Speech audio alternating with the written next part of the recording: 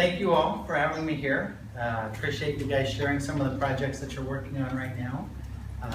Your projects combined with downstairs, I heard projects related to eating food at Costco, sandwiches, chocolates. I'm getting hungry listening to all your projects. At the county, we have a wide variety of projects as well. I'm not sure if ours have the same fringe benefits. I imagine you guys might get working on yours. But it's, for all these projects, it's really exciting to take a set of concepts and principles and to think that you can apply them to anything. It's one of the things that I love about Lean Six Sigma, and also the environment that I happen to be in at the County of Ventura, where we're in a lot of different businesses. And somebody mentioned radiology. That's one of many that we're involved in as well. And so you get to take these concepts and figure out how do you apply this in this particular context or environment. Let me tell you a little background about the County of Ventura before I dive in to our culture. This is my background. I went to UC Santa Barbara, so I'm Gaucho. I guess we're rivals to some extent, but I had a lot of friends that went here as well. So I got my MBA through Cal Lutheran, and I applaud you all for going through the master's program, and I hope I can convey to you that it's well worth your time and effort. It will pay off, okay? This is the County of Ventura, which I've heard from someone else. Ventura is a Chumash word that means road between LA and Santa Barbara. Okay? It's a lot of people that know us by the 101 freeway, and that's about it.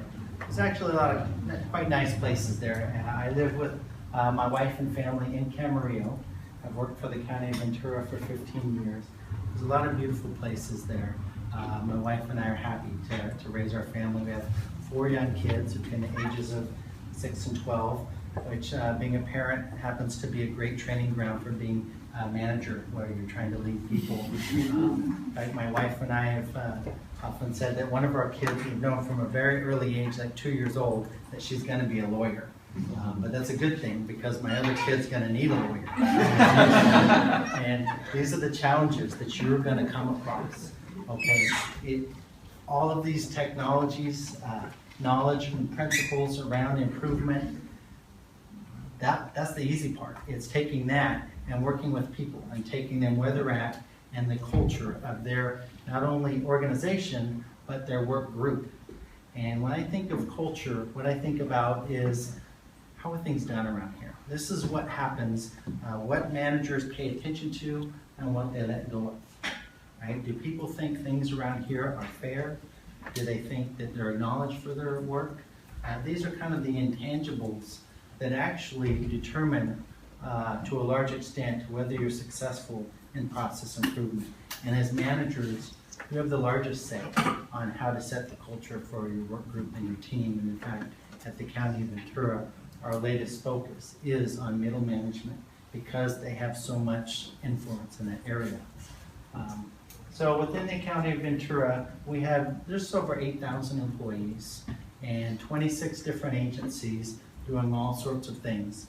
I like to compare a county and the work we do to, if you think back to an old Western, for me it might be Rio Bravo or something. I don't know what the contemporary equivalent is. But in a Western movie, you've got a sheriff.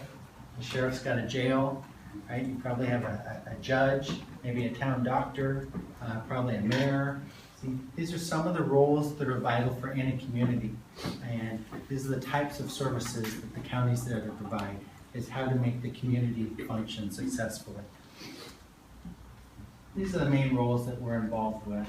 And one of the things that you don't see on an old Western, for example, is a lot of our work is we are enforcing regulations that often are passed down from federal or state government, which puts us in a tricky spot sometimes, because we're the middle person in between competing interests with areas such as business and environment, individuals and homeowners, and taxes, and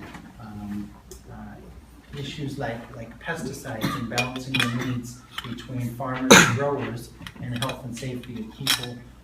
We often find ourselves right in the middle of all those things.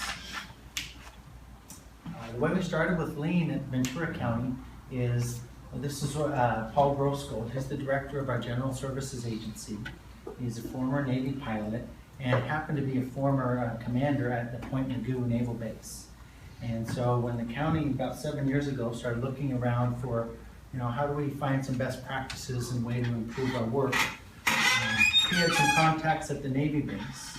Military's been involved with Lean and Six Sigma for decades and got some of our employees into a class out there. They came back, and with that knowledge, the very first thing they did is they looked at our purchase order process for something we call blanket purchase orders, which is every fiscal year, at the turn of the year, we reset purchase orders, which is essentially an account with various vendors that allows agencies to spend money and procure services from them.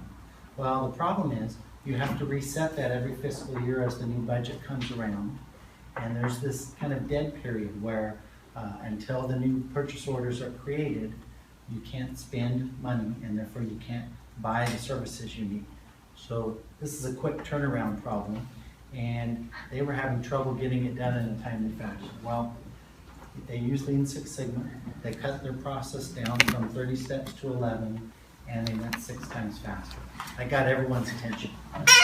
They said, wow, if we can do that here, where else could we apply this? So the county ended up jumping in with both feet and said, we're going to do this county-wide. Here's the problem. When you take on and you decide to start doing something new, it's no different for an individual than from a group. Before you can start doing something new, you often have to stop doing something else or stop thinking about things the way you used to. So we had to let go of some ideas. This is my metaphor for that process we went through.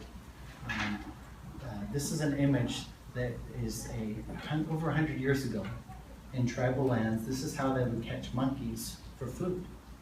They would tie a rope around a tree, tie that rope to a coconut or a gourd, hollow it out with a hole, and stick a piece of fruit in it. A monkey would come along, stick his hand in there, grab hold of the fruit, but then when it made a fist, it couldn't pull its fist out. It was stuck. And what would it do? Would it let go? It wouldn't let go. And that's how it would get trapped. So as a county, we realized we were going to be trapped until we let go of some old ideas, some old ways of thinking that were incompatible with the direction we're going with Lean Six. So here are some of those ideas that we had to let go of. Number one is, have you guys seen this project management triangle? Okay, if you go to your project manager, often they'll say, okay, this is the magic triangle, right? You tell me which 2 you want or no, and I'll tell you the answer to the third. In other words, you tell me how much money I have and how much time, I'll tell you how much I can accomplish. Or you tell me what you want to get done and how much time I have, I'll tell you how much it's going to cost. This is the formula, but the formula's wrong. Right? The formula for this is essentially resources equals output. And what we are learning now is that we've got to add this process portion, right? You have resources working in a process to deliver an outcome. And the process area is where you can change the process to get more results using the same or less resources. This is what we're after then, is we're not going to accept that old way of thinking. We're going to look at the processes and try to make it simpler and easier, a straighter line from our employees to our customers. Now, one of the challenges that we also found, an idea that was hard to let go of, was managers at the county were used to being the ones to say how work was going to be done, and that they're the ones to solve the problems. If there's a problem in production, you go talk to the supervisor or manager, they tell you what to do. Within Lean, that's not the approach at all, right? Within Lean, the answer is the people closest to the work are closest to the solutions. You have to empower the workforce on the front lines to come up with the answers of how to address the problems. This was hard for managers and supervisors to let go of this. And I remember at one point we're in a meeting, people were complaining about it, and our sheriff stood up and he said, you know what? I've got 22-year-olds running around with guns. Okay, you can let your workers make a few decisions. Okay, and he helped kind of get the ball rolling to say, we can do this. and we can manage the risk that's associated with it, but you're going to get better outcomes by doing it. The sheriff went on to do lots of improvements. This is one improvement that they did in the crime lab where they do dry drug analysis. Essentially found themselves in a situation where they had a backlog of a couple hundred cases, and it was taking them 64 days to process through because of this backlog, which means people were staying in jail longer. Public defender, district attorneys, and the court system were held up and getting rescheduled, waiting for this process to happen. People came out of our Greenbelt training. They took that knowledge, did a Kaizen improvement event, and these were the results they had. They got it down to 17 days, reduced their backlog, and they said, wow, this can really work.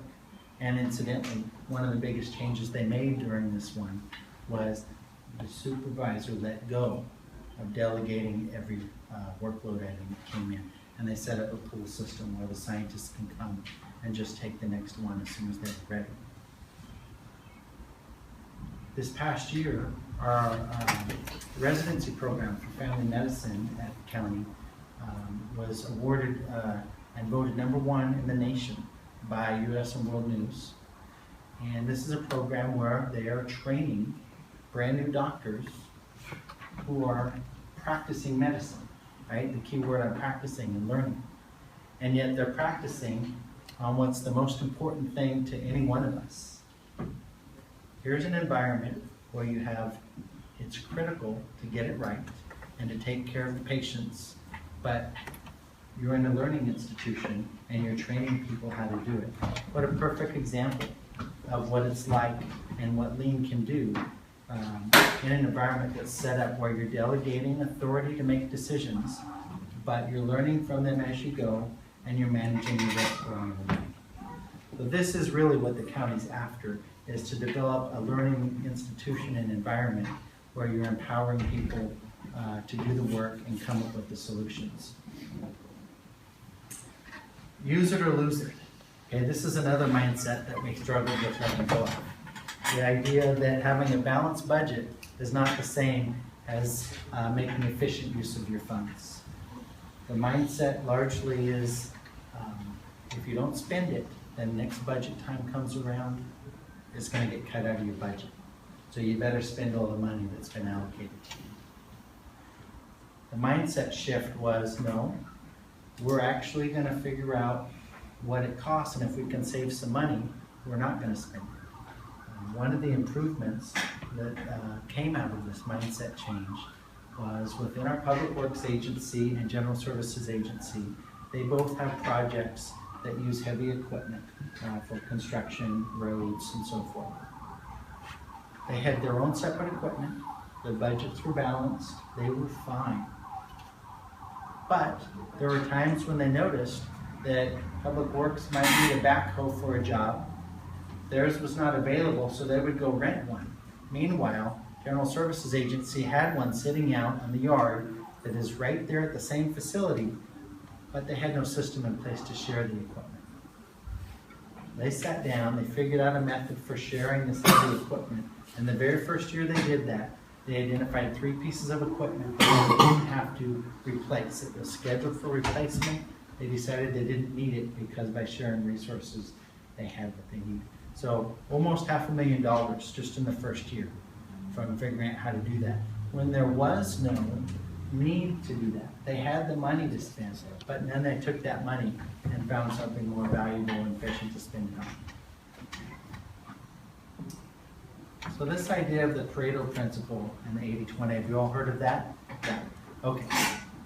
Within the county, so this idea of leverage, of focusing on that 20%, where 20% of your effort can produce 80% of your results, or 20% of the causes equal 80% of the effects. We've seen this play out in many areas. Often 80% of the money for healthcare gets spent on 20% of the population. As a manager, you might find that 80% of your time managing your employees might be spent on only 20% of your employees. What is also important to keep in mind, though, is the opposite, is that there are things that we're doing as an organization where we're spending 80% of our time that's only giving us 20% of our results. And in those areas, we want to give ourselves permission to not spend all of our time on that 80%. And here's an example of an improvement that we did with this principle in mind. One of our jobs as a county is to maintain the waterways and the canals. We have to make sure they're free of debris and clear so that water can flow and we don't have flooding when there's storms. But in addition to cleaning them, sometimes things like this happen where repairs are required. You know, whether it's something like this or just ongoing maintenance that break-fix stuff. Well, what they found was that they didn't have enough to get all the work done that they needed to. And so what they did is they said, we're going to stop doing some of the cleaning, and we're going to do just enough cleaning that we're preventing the flooding and the buildup of debris, but redirect some of those funds towards repairs, which is a better use of the money. So they gave themselves permission to do a little less cleaning, but it was the right amount of cleaning for what they needed. So as a county, as we started learning about lean and the 8 wastes, one of the ways we described it to our employees is it's just like looking at this FedEx logo. How many of you can see the arrow in the logo? Okay, a little more than half of you. If you don't see it, there's an arrow between the E and the X. Okay? If you didn't know that was there for today, I guarantee you every time you see this tomorrow and hereafter, you'll see it, and that'll probably be the first thing you see. And so it is with the 8 wastes, what we've discovered, is once we started training staff to look for the 8 wastes, then they're looking at the same work, they're looking at the same thing they looked at yesterday, but they're seeing something different. They're seeing the wastes in the process, which then gives them the opportunity to do something about it. A way of looking at their work and separating out something meaningful to pay attention to that empowers them to make an improvement. Here's another challenge that we had, something that was hard to let go of. When people asked how we were doing in different areas and wanted to know if the process was good, usually the way we judged ourselves was by averages. On average, how long does it take to provide the service? On average, how many employees does it take to run the system? All these averages. We had a CEO who described averages as, here's what I feel about averages. He would say, if you stick your head in the oven and your foot in a bucket of ice water, then on average you'll be comfortable. All right? So averages don't tell the whole story. And we had to get used to that concept. There's a well-known story out of the University of North Carolina where the university put up some marketing material that said, hey, come here and be a geography major. If you come to North Carolina and graduate with a geography degree, you will earn, on average, $100,000 walking out the door. That's a higher average than Ivy League schools. It was absolutely 100% true. But it was true because Michael Jordan was a geography major at the University of North Carolina, right? And his salary and endorsements skewed that average a little bit if he was an outlier. Right? Average does not tell the whole story. And our customer experience is not in the average, it's in that variation. And so we want to pay attention to when we judge how good we are, what's our standard deviation. Trust me. So if I had to pick one item that's a cultural item that was the biggest hurdle to overcome, it's trust. Can we create an atmosphere of trust such that people are willing to come forward and say, not only did we improve something, but here's where we started from. This is how bad we were, but here's where we got to. And there's a long-standing resistance to being willing to tell people this is where we're at. This is our broken system that's not working, because they're afraid of getting the finger pointed at them or being thought less of as a manager or a worker because the system is that way. And so this takes a while to develop trust, and people saying, here's my current state, here's our future state, and time again, where they do this, and they're recognized for the improvement, and there's not fingers pointed at individuals for how did you let it get to that point, things like that. One of the improvements that we did this past year was in the hiring process. At our healthcare agency, when they started, on average, it was taking 4.5 months to get someone hired. Can you imagine that? How frustrating would that be as a manager if someone leaves, even if they get promoted to another department, now you're stuck for 4.5 months before you can get a replacement, and you got to figure out how to make the engine keep running. It was a real challenge, but they made an improvement, and they actually took the improvement to the Board of Supervisors and gave a presentation where they said, this is where we were at. That would have never happened before Lean 6 came around. We just didn't have the environment of trust where you could say the bad stuff and not have repercussions, or at least fear of repercussions. There's a great scene in a movie that I think of when I look at this, which is, have you seen the Will Smith movie, The Pursuit of Happiness? You haven't seen that? Yeah. Okay. So there's that scene where he's late for the interview, right? And he's racing in there, and he's so late he doesn't have time to put a shirt on. And he shows up, and he's in front of the interview panel, and they're like, I can't believe this guy showed up with no shirt on, right? So he just tells them how much he wants this job and how good he'll be at it. And one of the people on the panel said to him, okay, if I told you that someone showed up for an interview at the last minute and they had no shirt on, and I gave them a job, what would you say to me? How could I do that? What would you say? He said, I would say, those are some really nice pants, right? Okay, so this idea that we can say the bad and the good, where we started and where we are, and that the focus is on what's good and the improvement, and without fear of repercussions for where things were, that is a huge hurdle to overcome, and it requires some institutional trust. If you're not willing to acknowledge the things that are broken, you're really going to struggle to select the meaningful things to work on to improve. One of the challenges we also had as accounting is we brought in Lean Six Sigma, but this, the thinking around it was, well, this came out of manufacturing, right? You hear of just in time and Toyota. I get it, but that's different. We're government, we're different. So we spent a lot of time convincing everyone, well, we're not so different. We have a lot of things that are the same, and this is why this will work.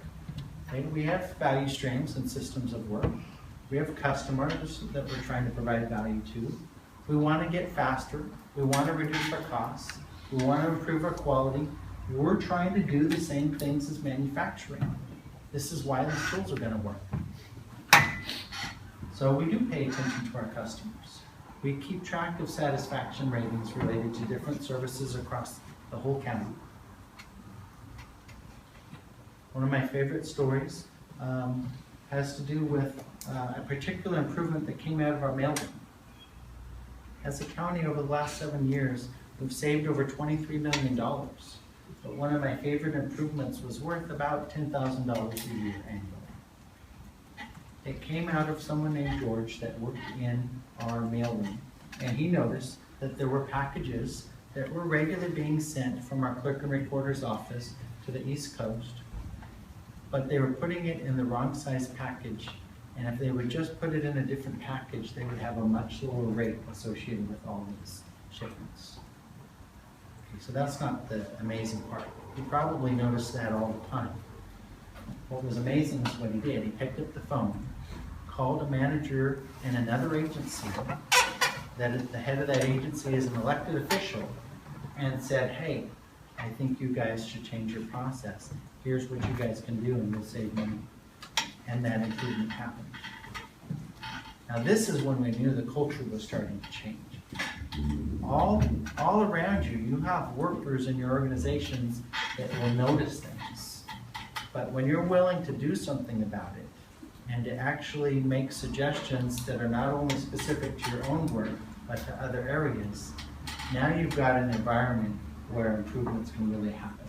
And managers, by the way, can't do this type of improvement. They're not close enough to see all of these little things that the frontline staff are going to see. So this idea of engaging your frontline staff has huge repercussions, even outside of just process improvement. Gallup takes polls on employee engagement. Which one do you think is correct here? How many employees are not engaged at work, according to Gallup surveys? Yes, it is A. How frightening is that? As future managers, this should not only scare you, but it should also give you an idea of what an important area to focus on, right? Instead of spending all your time running around trying to get things done, if you can manage to get a higher percentage of your employees or a higher percentage of their time in a mindset of engagement, you will get a lot more benefit than you might in all of these other things you could do as an individual. And these are the types of things that will happen if you get your employees engaged, right? It will affect your defect rates, absenteeism, turnover. These are all critical measures of success for an organization. And having a Lean Six program where you're empowering employees is one way to boost engagement, because you're empowering them to have some of this, a level of control and decision making within the organization. So we spend a lot of time training. So there is an investment required, right? We've trained thousands of employees. We've trained managers through champion training. We've trained about 150 or 250 green belts to facilitate process improvements. We've trained yellow belts and frontline staff, and these are all, you have to make that investment in order to see the results. We also took this measurement recently, and something new is happening that has never happened in the history of the county before. If you look at these two slices of pie over here, that represents that now, for the first time ever, more than 50% of our employees have been at the county for less than 10 years. Which means we've got a lot of knowledge that's leaving and more that's going to be leaving. And therefore, it is more important than ever that we create standard work and transfer this knowledge to have stable systems going forward. Okay, so we spent all these years convincing everyone that we were not so different, but along the way we found out, well, there are a few ways that we are different actually, and they're quite important. We have a huge variety of services, more than most companies by far. So we're doing all sorts of things, whether it's public safety, healthcare, road work, education, we're all over the board. And so taking these concepts and applying them in so many different contexts can be a challenge sometimes. The public is often aware of some of the different more visible things that we do as a county. This was the train accident that happened in Oxnard a couple months ago. So of course we have first responders, and fire, and sheriff, EMTs, and all of that. So this is vital, and not only the variety of services we provide, but the critical nature of some of them as well, and how we better get it right. This is a picture of a girl that was 6 years old when the Ventura County Fire was called out because she was playing, fell down, stopped breathing. Okay. She's fine now. Her name is Madeline. She also happens to be one of my 4 kids. She's the one, by the way, that's going to need a lawyer when she grows up. She's a handful. But when you have that type of experience, we realize that as a county, we have a different relationship with our customers, because our customers, not only are they our family and neighbors and friends, but we are also providing life-saving and essential services to them, and they require a high degree of trust that we can deliver those. Here's some other ways that we're different. When the economy goes down, the demand for our services goes up. We have an inverse relationship. So it's really more important than ever that we can improve our processes, because we don't want our answer to be that, well, our funds have been cut and now when you need us the most, we're going to cut our services to you. We want the answer to be that we've improved our services so that we can find a way to maintain our level of service, even if our costs are reduced. We have a method for making our services more efficient. Here's another way that we hear a lot from employees within the county of why we're different and why lean might not work, is that we can't give bonuses and offer incentives to employees. Okay? This is a challenge that some people say, well, this is the only way in some cases that we can get employees engaged and willing to put forth that discretionary effort that's so important. As a parent of 4 small kids, I had my own experience with this years ago when we had to get all of our kids through potty training, right? So we thought, well, this is easy. Here's the equation. You remember that triangle? Mine was, okay, you got a toddler, a toilet, and a bag of candy. I got this. I'll use an incentive program. No problem, right? Well, here's the problem. It worked great the first 2 days. And then day 3, they figured out the system, and guess what? They were going every 5 minutes to get a piece of candy, right? So they found a way to circumvent the purpose in order to get the reward.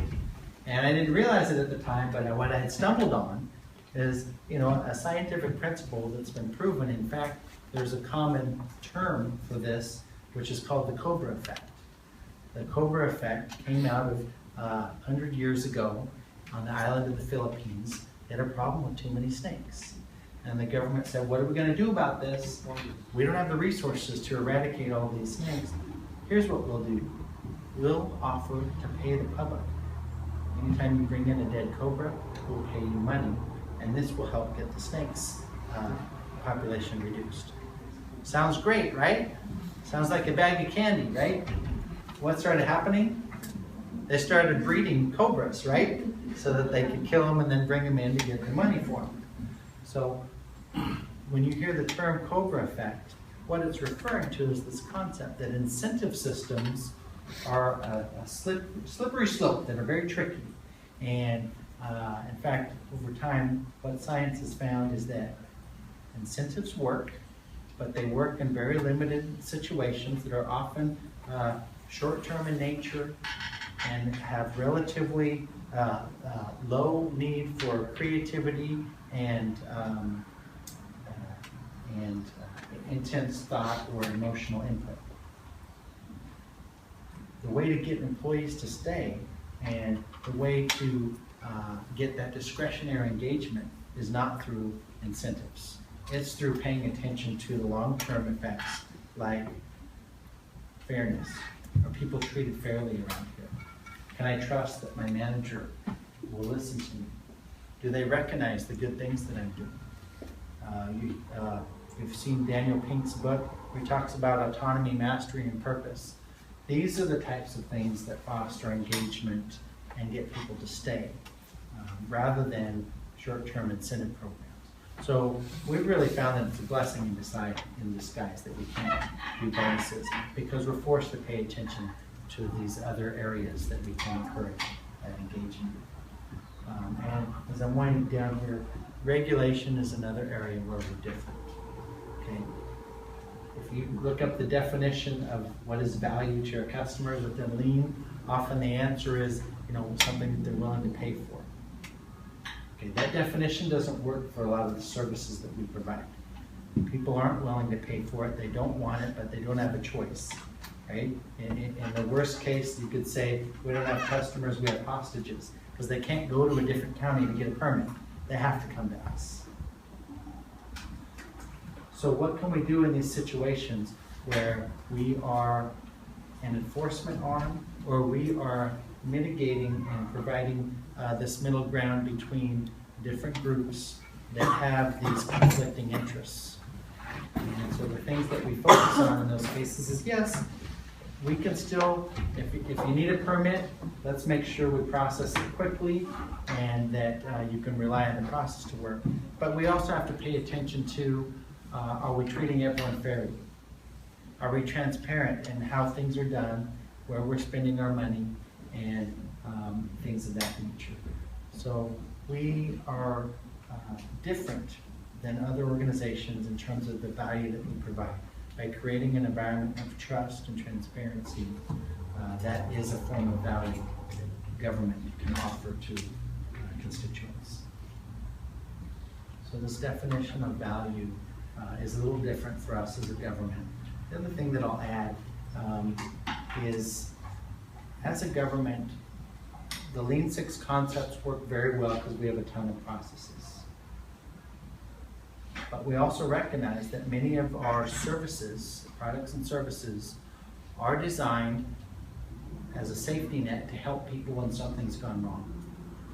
Okay? You need a medical procedure, you need foster care, you need,